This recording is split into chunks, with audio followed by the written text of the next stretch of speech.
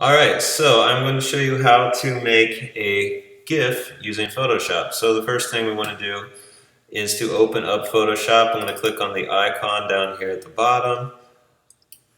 We also, at this point, want to have a scan of our sequence that we're going to break apart in Photoshop to create our animated GIF. So over here I have a JPEG of my sequence. There are 9 frames. You will have 8 frames.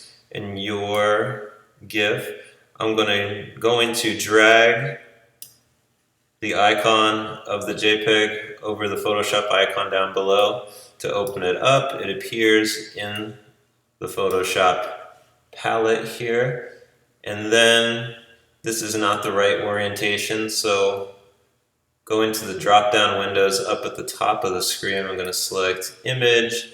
I'm going to scroll down to image rotation and click on rotate 90 degrees clockwise. So that looks right. So at this part, I'm going to start to break each one of these individual frames into a separate layer. And we have the layer palette open over here. Right now there's one layer, that's the background, it's locked.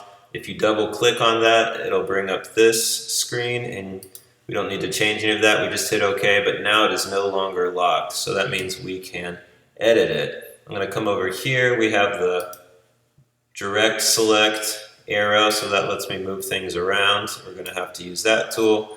And there's also the selection tool. So it creates this dashed line right here, which allows me to select parts of the image and just edit that individual part. So what I'm going to do is I'm going to cut that out. I can go under File, nope, not File, Edit, Cut, and then I'm going to create a new layer.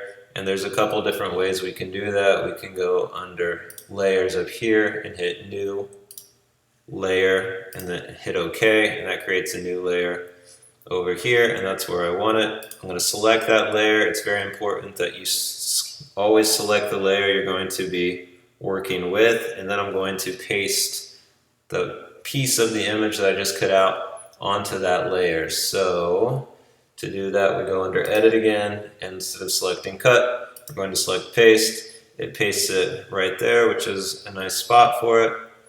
And then I'm going to go back to the original layer, and there's also this eye next to each layer, so I'm going to click on that eye, and that's just going to hide that particular part of the image for the moment. I'm going to make sure I still have the selection tool selected. I'm going to come over here and cut out another part of the image, and again I can go under Edit, Cut. But there's a quicker way you can do that as well, and if we hold down, I believe it is Command X. Let's try it. Hold down Command, press X, and so that also cuts out part of the image. And then I want to, again, create another layer, because I want each one of these frames, instead of being all on one layer, I want it on its own individual layer. I'm going to come down here at the very bottom of the Layers palette, and there's several little icons, and if we hover over them, it should tell us. And this one says create a new layer, and it's a piece of paper with the corner folded up. We click on that, again it gives us a new layer. I'm fine with it being right there.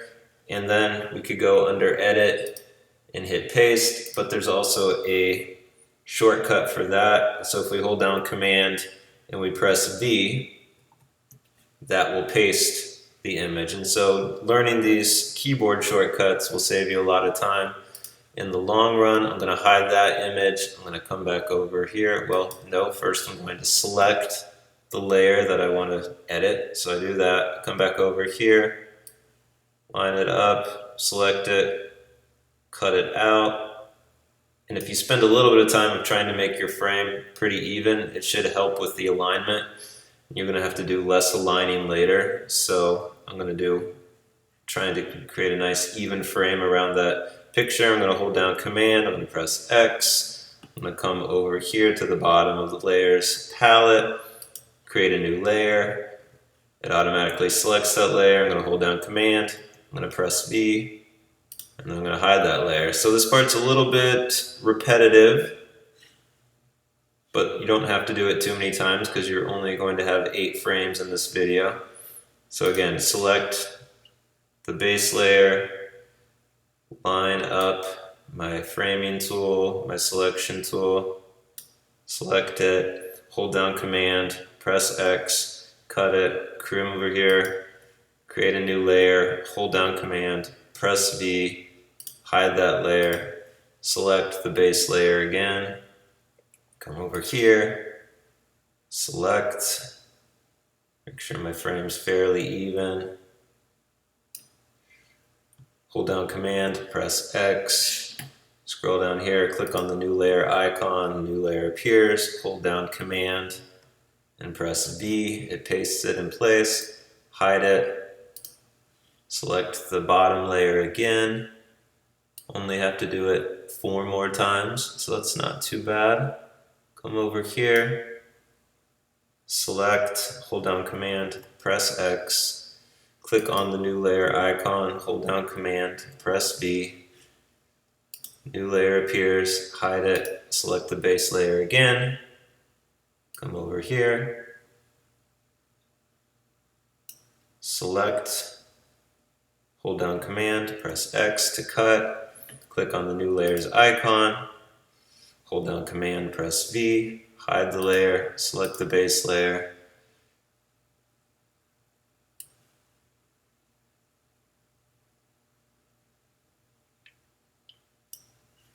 select the image, hold down Command, press X, click on the new layers icon, hold down Command, press V, hide that layer, select the base layer. Alright, this is the last time. Doesn't take too long. Alright, select that, hold down Command, press X, click on the new layers icon, hold down Command, press V, and there we go. Now I can hide this bottom layer, or if I want to, I can drag it down to the little trash can, which will throw it away. So right now, I only have the bottom layer on.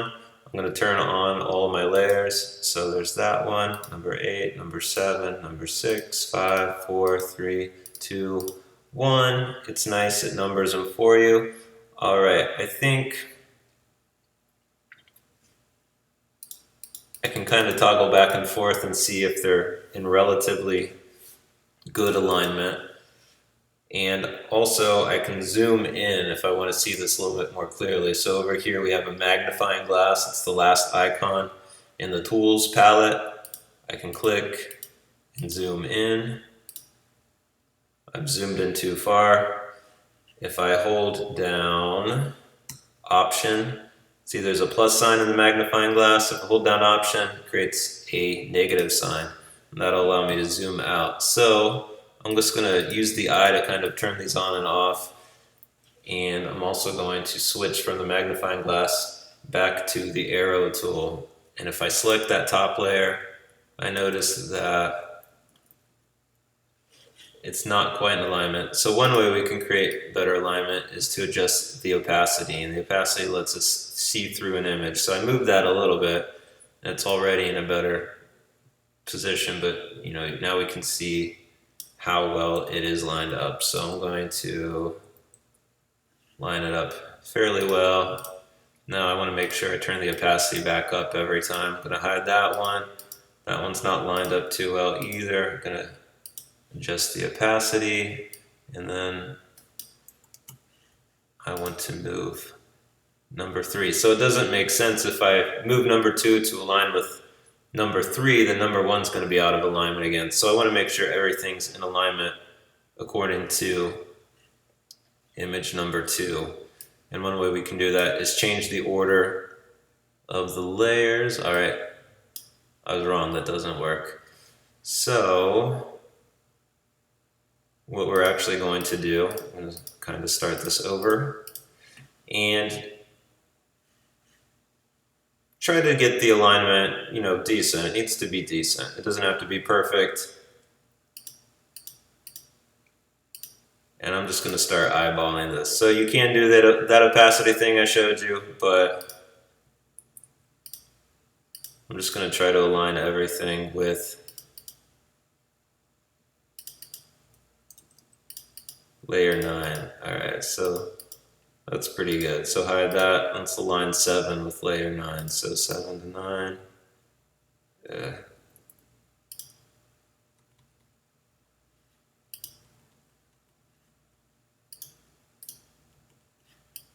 Why are you not moving?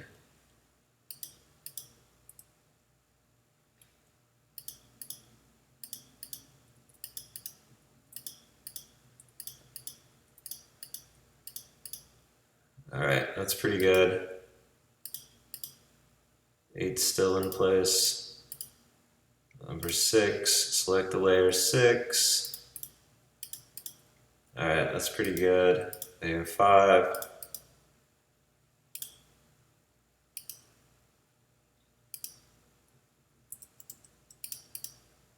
Alright, that's good enough. Layer 4. And make sure you always select the layer that you're trying to move. Otherwise, you can't see layer 5, but if layer 5 is selected, you can still move it around. So that can lead to problems. So layer 4, we want to move it. That's good enough. Hide that. Layer 3.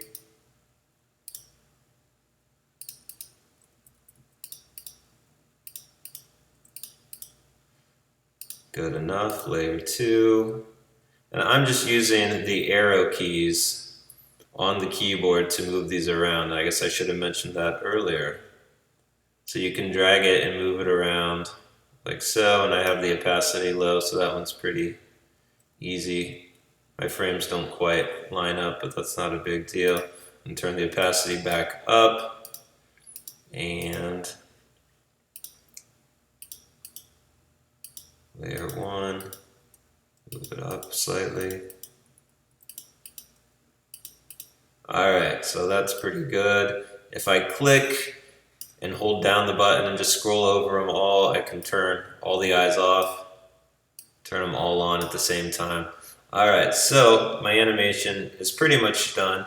I just have to create a frame animation, which I see the option down here. Now it might not be turned on, so I'm going to turn it off so you see what the screen looks like. So timeline, under window at the top, so drop down, window, go to timeline. There's a check next to it, which means it's on, but I just turned it off. So now you don't see it anymore, but we go back into window, scroll down to timeline, and it appears down there. Now another problem you might run into, it might say create video timeline. Now you don't want to create a video timeline, and this arrow will let you switch between the two, but if you click on create video timeline, you get something that looks like this, and we could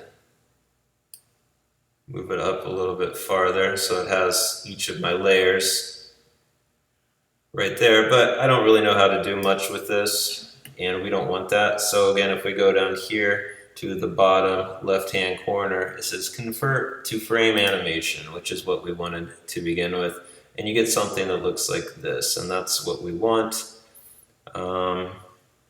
So what we do, there's all these boxes, you see this little icon, that just gives you more options. Those are the hidden options. Nothing happens when you hover over it, but click on that, gives you a few options. We want to make frames from layers, so that's pretty much in the middle there. So I'll click on that. It has given me 9 frames at the bottom, and if we look down here, there are some options we can play. Alright, so nothing's really happening, and that's because the time, whoa, so the first one's set for 5 seconds, and then the rest are set for 0 seconds, so it goes really fast. So what we want to do is we want to select all of these. This one's already selected. If I hold down Shift and click at the other end, it selects the last one and everything in between. So I can go under the time now. I'm going to say 0.2 seconds. And then I'm going to play it. Alright, so maybe that was a little slow. So again, I'm going to select them all, go back under here and do 1 second. And also, we see the word once down here. If we click on that, it gives us 3 options. Now we want this to just loop forever. So we're going to select forever. And then I'm going to play it again. Alright, so that's pretty good. Now, I have noticed that this looks to be backwards. So, under my hidden option palette, I'm going to come in here and I'm going to say reverse frames. And that'll change the order for me. And then I'm going to play it again.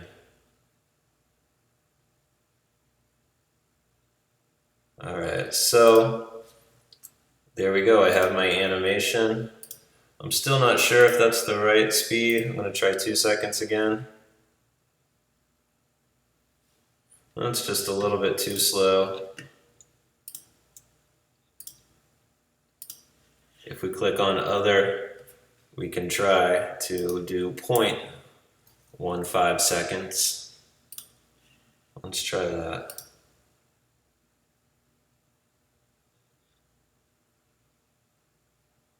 Alright, so I don't mind that. If we click, it just stops, which is fine. Now, last thing we want to do is we want to crop. So we don't want to save it with all this extra space. So the way we do that is we come over to the tool palette and we select the crop tool, which is the fourth one down, and it looks like two bars. Right, 2 right angles, and what that does is it gives us the ability to crop out the rest of the page that we're not using. So we can move it however we want. I'm even going to try to crop out the black line, the black border that's surrounding my image, because I don't really like seeing that. So I'm going to do that. And again, you may have noticed I was zooming in and out and I wasn't using the magnifying glass. If you hold down Option, this is another keyboard shortcut, hold down Option, and if you have a scrolling mouse, you scroll upward, it zooms out. If you scroll downward, it zooms in, which is definitely the most efficient way to zoom in and out. And again, I have a scrolling mouse, so I'm zooming around here.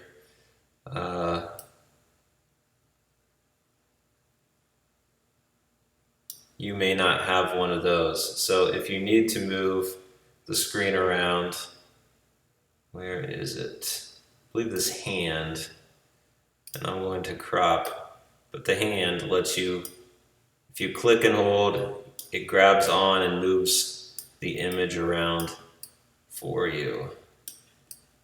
So that's another way you can move around. Now, if you have the crop tool, you can't really move with the hand. So I'm not really sure how to solve that, but hopefully you guys can figure that one out. Alright, so I don't want to crop. I'm going to hit enter, and that is definitely not what I want. So this is another great keyboard shortcut. If you hold down Command and press Z, it undoes whatever you just did. So it gets rid of a lot of mistakes. So I have my animation, I can play it,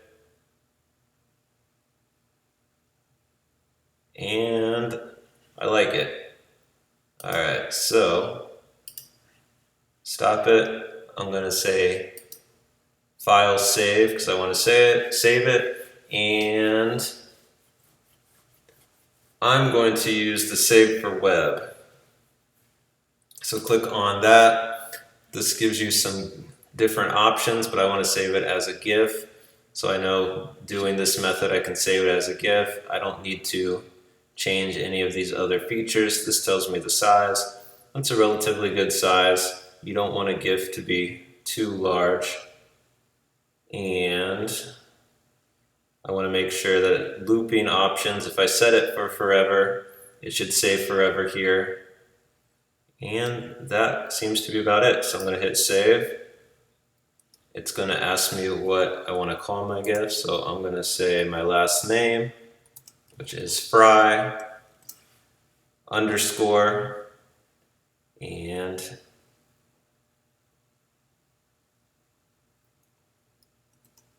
I'm going to call it, always do that, 4 lines animation. Now mine isn't using 4 lines, but yours will be using 4 lines, so the name will make sense for your animations. Hit save, and we'll go back to my messy desktop. Aha, here it is. So now if I click on that and hit the space bar, it'll open up a preview and I can watch my GIF.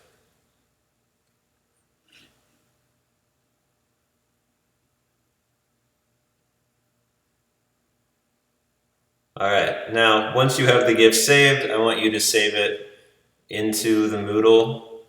So I'm not going to show that in the tutorial, but hopefully everybody knows how to do that. If you don't, we will try to cover that in class tomorrow. Alright, the end.